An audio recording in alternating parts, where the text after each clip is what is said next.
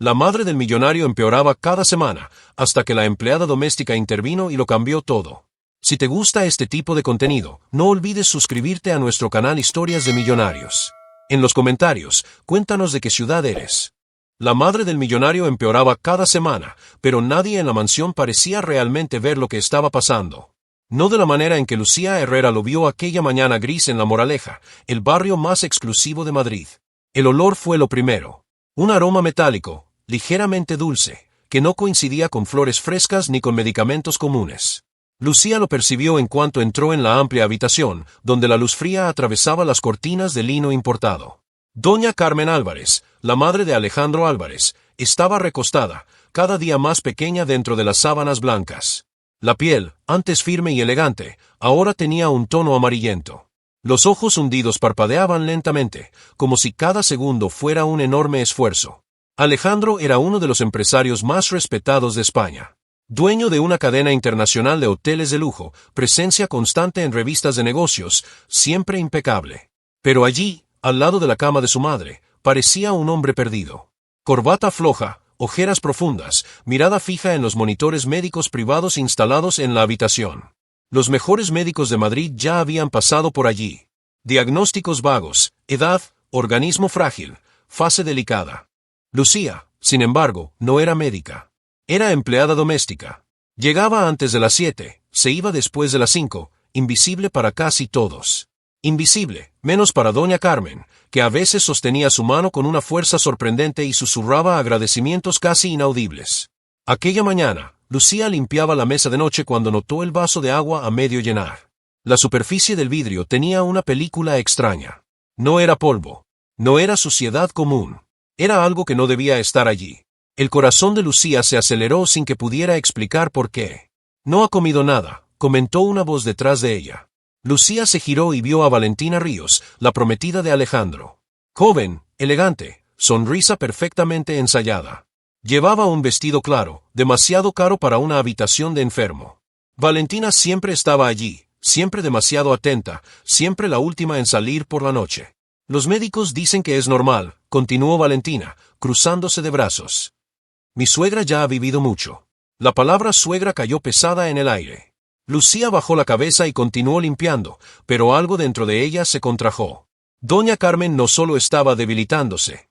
Estaba siendo consumida. Y demasiado rápido. Mientras Valentina salía de la habitación con el sonido firme de sus tacones, Lucía observó de nuevo el vaso, las pastillas alineadas, la bandeja de té intacta. Había un patrón allí. Algo sutil. Algo que nadie quería ver. Esa misma tarde, doña Carmen tuvo otra crisis. Temblores, confusión mental, dificultad para respirar. Alejandro entró en pánico. Valentina lloró sobre su hombro, para quien quisiera verlo. Lucía se quedó parada en el pasillo, manos temblorosas, con una certeza aterradora creciendo en su pecho. Eso no era natural. Y si ella tenía razón, alguien en esa casa estaba matando a esa mujer poco a poco. Si estuvieras en el lugar de la empleada doméstica, ¿permanecerías en silencio o arriesgarías todo para intervenir? La semana siguiente, el estado de doña Carmen se agravó de manera visible. No era solo el cansancio extremo o la falta de apetito. Había algo extraño en el ritmo de deterioro, demasiado rápido incluso para los médicos más pesimistas. Lucía lo percibía en los detalles que nadie más parecía notar. El cambio repentino en el olor del cuerpo de la anciana, el sabor amargo que doña Carmen decía sentir incluso cuando solo bebía agua, la forma en que sus dedos temblaban justo después de ingerir ciertos medicamentos. Los médicos privados seguían yendo y viniendo de la mansión en La Moraleja, siempre discretos, siempre caros. Hablaban de insuficiencia orgánica progresiva, de respuesta irregular a los medicamentos, de avanzada edad. Alejandro aceptaba todo en silencio, aplastado por la culpa de no poder salvar a su propia madre. Confiaba ciegamente en los informes, en las recetas y, sobre todo, en Valentina, que se presentaba como la gran organizadora de todo. Valentina pasó a asumir personalmente los cuidados de la alimentación y la medicación de doña Carmen. Se empeñaba en preparar los tés, ajustar las pastillas, controlar los horarios. Siempre con una sonrisa dulce, siempre diciendo que quería aliviar la carga de Alejandro.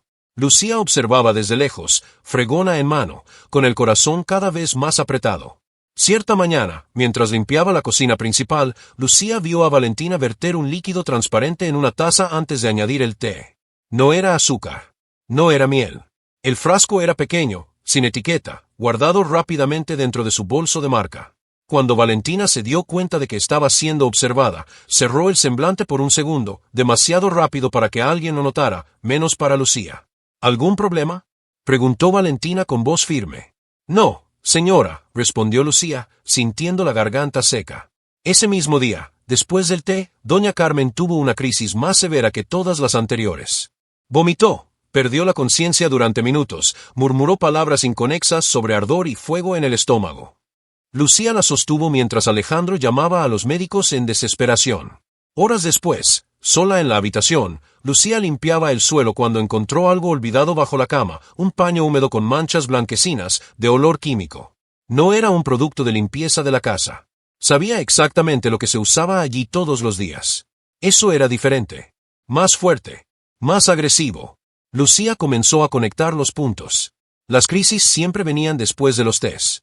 Después de ciertas pastillas que Valentina se empeñaba en entregar personalmente. Siempre cuando Alejandro estaba fuera, resolviendo negocios urgentes. Por la noche, al pasar por el pasillo, Lucía escuchó a Valentina hablando por teléfono en voz baja. No logró entender todo, solo fragmentos. No puede durar mucho, los médicos ya están convencidos, él confía en mí. El estómago de Lucía se revolvió. No tenía pruebas. Solo sensaciones, patrones, señales ignoradas. Pero cada día que pasaba, doña Carmen parecía más cerca de la muerte. Y Lucía empezaba a comprender una verdad peligrosa. Alguien quería que esa mujer muriera rápido. Y, si ella tenía razón, observar en silencio ya no era una opción segura. Lucía empezó a dormir mal. Las imágenes de doña Carmen temblando en la cama regresaban cada vez que cerraba los ojos, mezcladas con el sonido seco de los tacones de Valentina resonando por los pasillos de la mansión. Había algo en la presencia de la novia que ahora parecía más nítido, casi palpable, una prisa silenciosa, una impaciencia disfrazada de cuidado. Esa semana, Valentina cambió la rutina. Comenzó a cerrar la puerta del cuarto cada vez que administraba los medicamentos. Alegaba privacidad, respeto, momentos íntimos entre madre y futura nuera.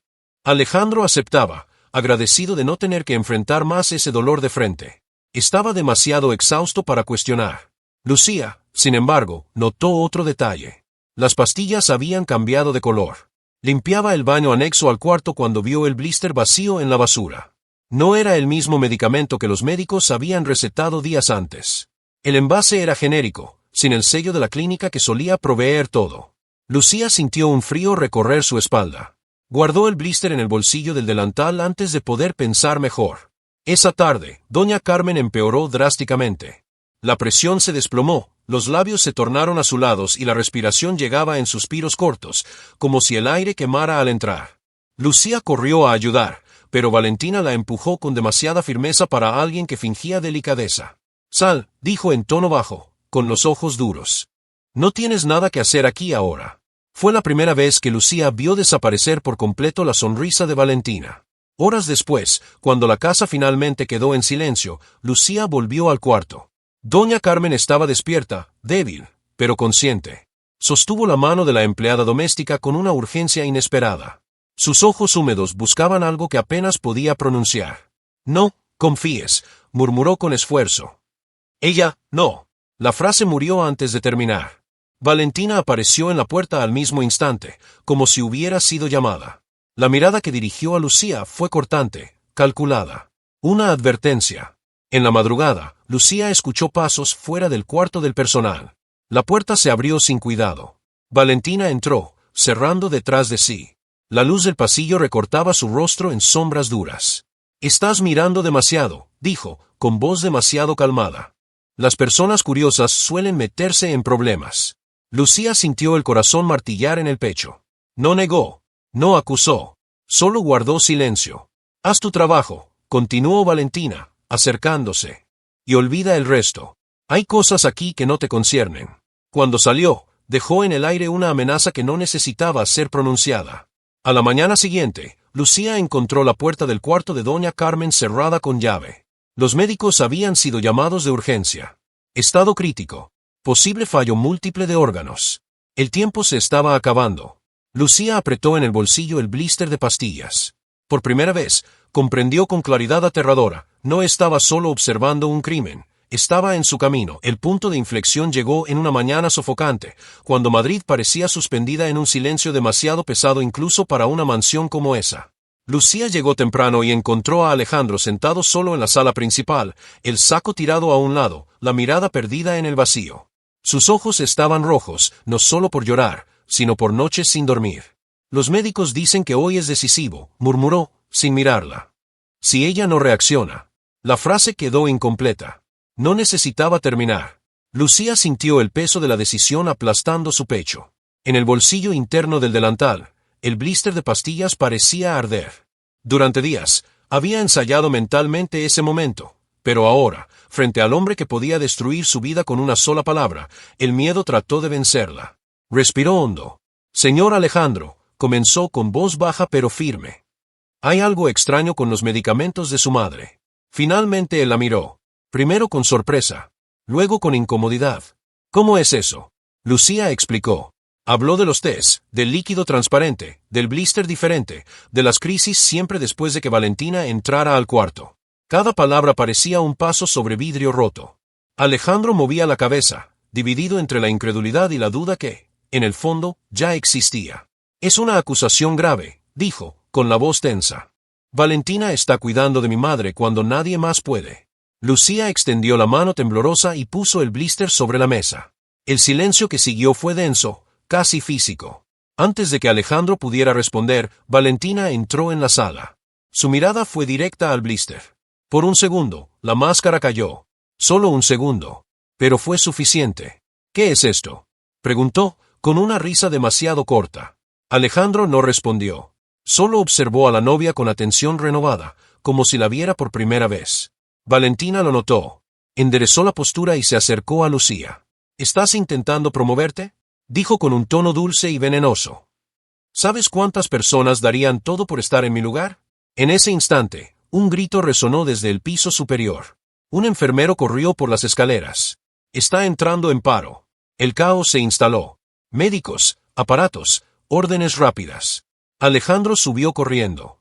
Valentina se quedó atrás un segundo, demasiado cerca de Lucía. «Acabas de firmar tu sentencia», susurró. Lucía no respondió. Por primera vez, no retrocedió. Mientras doña Carmen luchaba por su vida, Alejandro tomó una decisión silenciosa. Llamó a un médico externo al círculo habitual. Pidió análisis toxicológicos completos. Sin avisar a Valentina.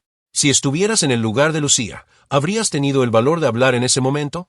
Si es así, ya suscríbete al canal, porque a partir de aquí los giros se vuelven aún más peligrosos. Esa mañana, algo cambió irreversiblemente. La verdad había empezado a moverse. Y nadie en esa casa saldría ileso. Después de esa mañana, Lucía dejó de ser invisible. No para Valentina. Los pasillos de la mansión parecían más estrechos, las cámaras más numerosas, los silencios más largos. Aún así, algo dentro de ella había cambiado. El miedo seguía ahí, latiendo, pero ahora compartía espacio con una determinación cruda, nacida de la certeza de que doña Carmen no sobreviviría otra semana si no se hacía nada. La anciana permanecía sedada en la UCI improvisada del cuarto, conectada a aparatos que pitaban a intervalos irregulares.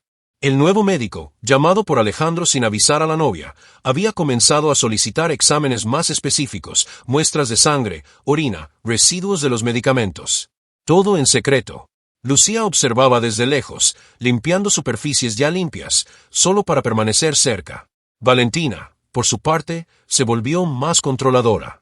Cambió las contraseñas del sistema interno de la casa, despidió a 2 empleados antiguos y comenzó a seguir cada paso de Lucía con la mirada aguda de quien mide distancias y oportunidades. Pero no la alejó. Aún no. Tal vez porque alejarla de repente levantaría demasiadas sospechas. Lucía empezó a actuar en los huecos.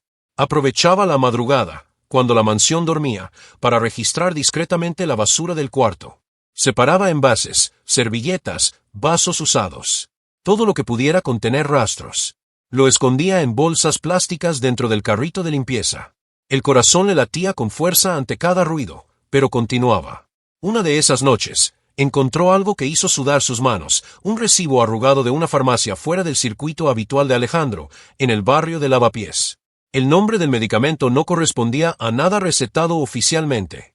Lucía no sabía exactamente qué era, pero sabía que no debía estar allí. Al día siguiente, mientras limpiaba la biblioteca, escuchó a Alejandro discutiendo por teléfono. Su voz estaba baja, pero cargada de tensión. Llegaron palabras sueltas hasta ella: herencia, testamento, alteraciones recientes. Lucía entendió lo suficiente para sentir un nudo en el estómago. Valentina no solo estaba apresurando una muerte, estaba preparándose para lucrar con ella. Esa tarde, Lucía reunió el coraje y hizo algo que jamás imaginó hacer. Usó el celular sencillo que llevaba en el bolsillo para fotografiar los frascos sin etiqueta escondidos en el fondo del armario del cuarto. Las manos le temblaban tanto que tuvo que apoyar el brazo en la pared. Cada clic parecía demasiado fuerte. Al salir, casi se topó con Valentina en el pasillo. La sonrisa de la novia era tensa, forzada. «Pasas demasiado tiempo aquí arriba», comentó. «Solo estoy limpiando», respondió Lucía, sosteniendo la mirada por primera vez. Valentina inclinó la cabeza, evaluándola como si fuera un problema nuevo. Lucía volvió a casa esa noche exhausta, pero con algo que no tenía antes: pruebas. Aún frágiles, aún incompletas, pero reales. Por primera vez, sintió que tal vez podría vencer a esa mujer, o al menos retrasarla lo suficiente para salvar una vida. La verdad comenzó a revelarse de forma lenta y cruel, como si quisiera sentirse antes de ser comprendida. 2 días después del paro cardíaco de doña Carmen, el nuevo médico llamó a Alejandro para una conversación reservada en el despacho de la mansión. Lucía limpiaba el pasillo cercano cuando vio la puerta cerrarse y percibió, por el tono grave de las voces apagadas, que algo definitivo estaba a punto de suceder. Los análisis toxicológicos habían regresado. Había trazas consistentes de una sustancia anticoagulante mezclada con dosis mínimas de un sedante gastroresistente. Aisladas, nada que levantara alarmas inmediatas. Pero administradas juntas, día tras día, debilitaban el organismo, provocaban confusión mental, fallo progresivo, eventualmente, muerte natural. Un método silencioso, difícil de detectar, casi perfecto. Alejandro sintió que el suelo desaparecía bajo sus pies. «Esto no es un medicamento común», dijo el médico. «Alguien lo hizo de forma intencional». Mientras tanto, en otro rincón de la casa, Lucía vivía su propio descubrimiento. Usando la computadora antigua de la sala del personal, decidió investigar el nombre del medicamento del recibo encontrado. El corazón casi se le detuvo al leer los resultados. El mismo compuesto estaba vinculado a un escándalo encubierto años antes, relacionado con una muerte sospechosa en Valencia. La acompañante de la víctima nunca fue condenada. El nombre: Valentina Ríos. Lucía sintió un escalofrío recorrer todo su cuerpo. No era la primera vez. Imprimió las páginas con manos temblorosas y las dobló cuidadosamente. La pieza final del rompecabezas comenzó a encajar cuando Alejandro, horas después, encontró entre documentos antiguos de la familia una alteración reciente en el testamento de su madre. El cambio había sido sugerido por Valentina para facilitar cuestiones legales. Si doña Carmen moría, una fundación recién creada, administrada por Valentina, recibiría una parte significativa del patrimonio. La traición tomó forma, peso, rostro. Alejandro confrontó a la novia esa misma noche. No con acusaciones directas, sino con preguntas demasiado simples. Valentina lo notó. Sus ojos se entrecerraron. La respuesta vino calculada, ensayada, pero había algo diferente en su postura. Un nerviosismo contenido. Lucía observaba a distancia, consciente de que ahora todos estaban en peligro. Pocas horas después, doña Carmen presentó una leve mejoría. Pequeña, casi imperceptible, pero real. El médico suspendió inmediatamente todos los medicamentos administrados por Valentina. La reacción del organismo confirmó la sospecha. Sin la sustancia, el cuerpo comenzaba a responder. Valentina se dio cuenta de que estaba perdiendo el control. Esa madrugada, Lucía se despertó con el sonido de algo siendo forzado. La puerta del cuarto del personal se abrió. Valentina estaba allí, rostro frío, celular en la mano. «Has cavado demasiado hondo», dijo, sin elevar la voz. «Y ahora sabes demasiado». Lucía entendió, en ese instante, que la verdad finalmente tenía nombre y que revelarla podría costarle la propia vida. La madrugada se arrastró pesada, cargada de una tensión que parecía vibrar en las paredes de la mansión.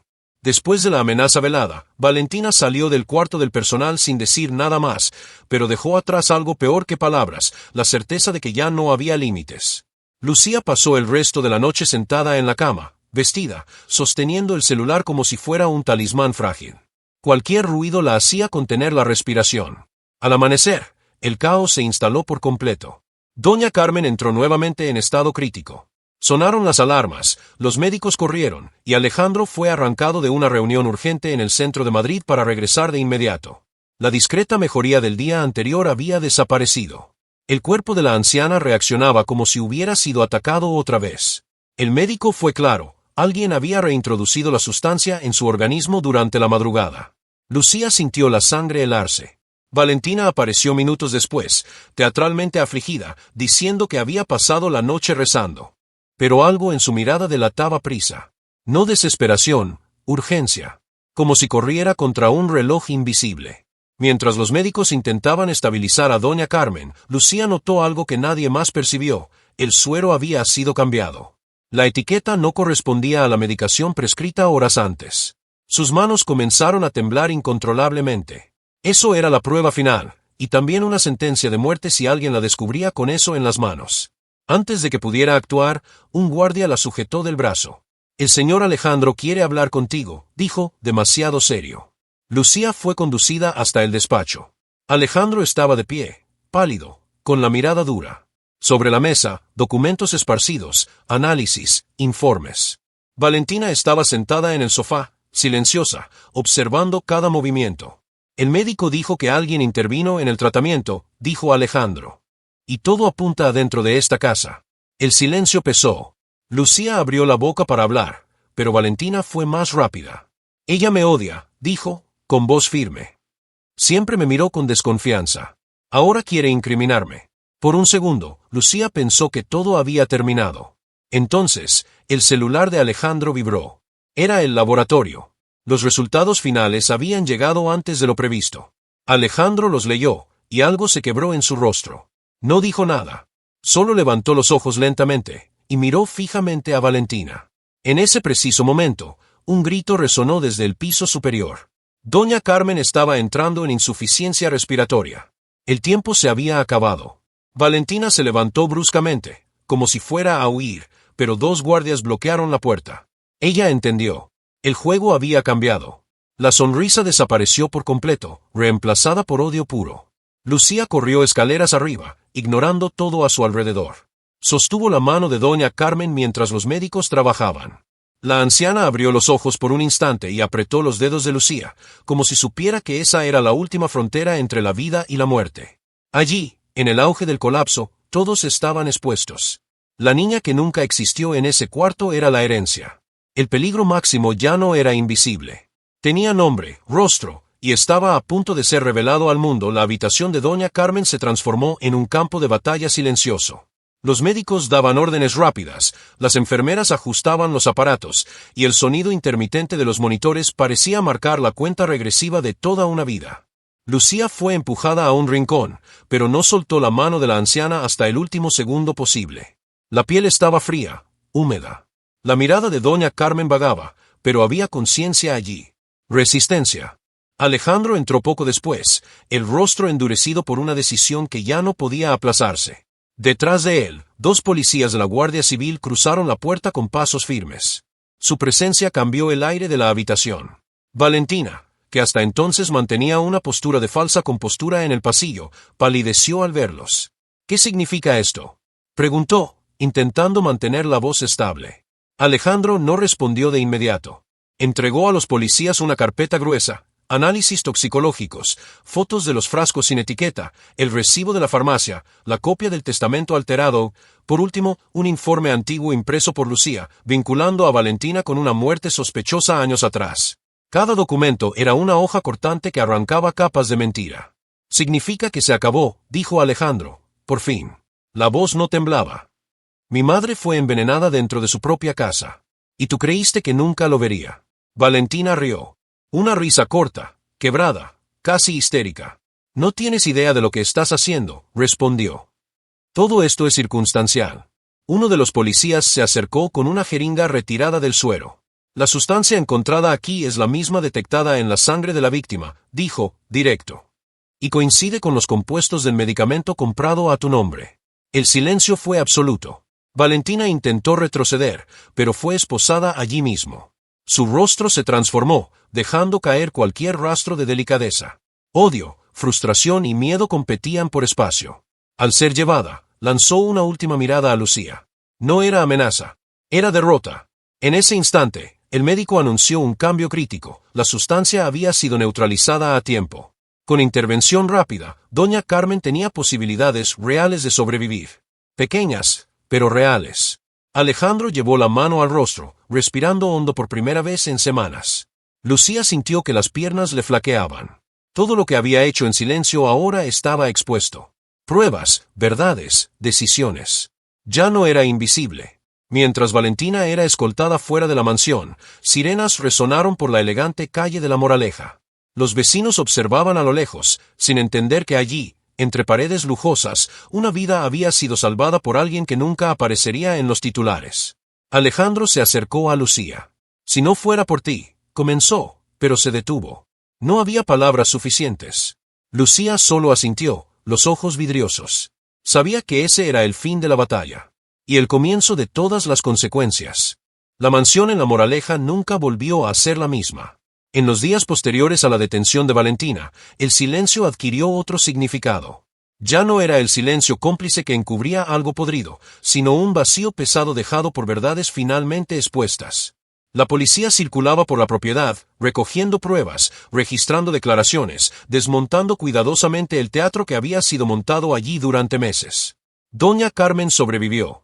La recuperación fue lenta, dolorosa, marcada por días de confusión y extrema debilidad. Pero cada semana mejoraba un poco más. El cuerpo, finalmente libre de las sustancias, comenzaba a reaccionar.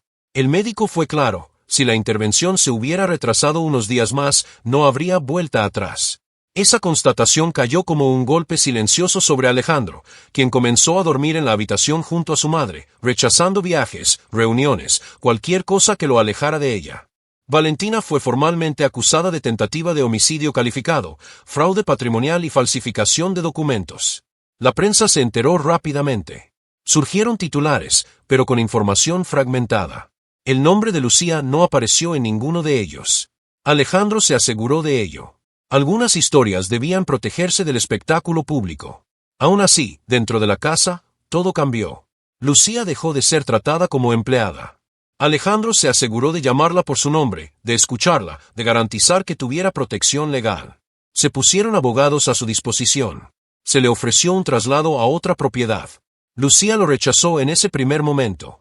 Quería ver a doña Carmen despertar plenamente, quería oír de ella misma lo que ya sentía que sabía. Cuando finalmente pudo hablar con claridad, doña Carmen sostuvo las manos de Lucía con una fuerza sorprendente. «Usted me salvó la vida», dijo, con los ojos vidriosos. Cuando nadie más quiso ver. Lucía lloró en silencio. Alejandro, por su parte, enfrentó su propia caída interna. La culpa por haber confiado ciegamente, por haber ignorado señales, por haber permitido que el amor se convirtiera en un arma contra su propia madre. Rompió públicamente el compromiso, colaboró plenamente con la investigación y mandó revisar todos los documentos alterados. La fundación creada por Valentina fue disuelta. El testamento de doña Carmen volvió a su forma original. Ninguna herencia manchada de sangre sería aceptada. Con el tiempo, la casa volvió a respirar. No como antes, pero de una manera más honesta, más humana. Lucía continuó trabajando allí durante algunos meses, pero ya no caminaba con la cabeza baja. Había demostrado algo que ni siquiera sabía que necesitaba demostrar, que el coraje no depende de la posición social. La justicia había sido hecha. La vida, preservada. Y la verdad, finalmente, había encontrado espacio para existir meses después. Cuando el otoño comenzó a cubrir Madrid con tonos de cobre y dorado, la vida en la mansión siguió un ritmo completamente diferente. Doña Carmen ya podía caminar por el jardín interno, apoyada en un elegante bastón que insistía en llamar terquedad temporal. El rostro aún mostraba marcas del sufrimiento, pero los ojos habían recuperado algo esencial: presencia, voluntad, vida. Lucía ya no usaba el uniforme de empleada todos los días.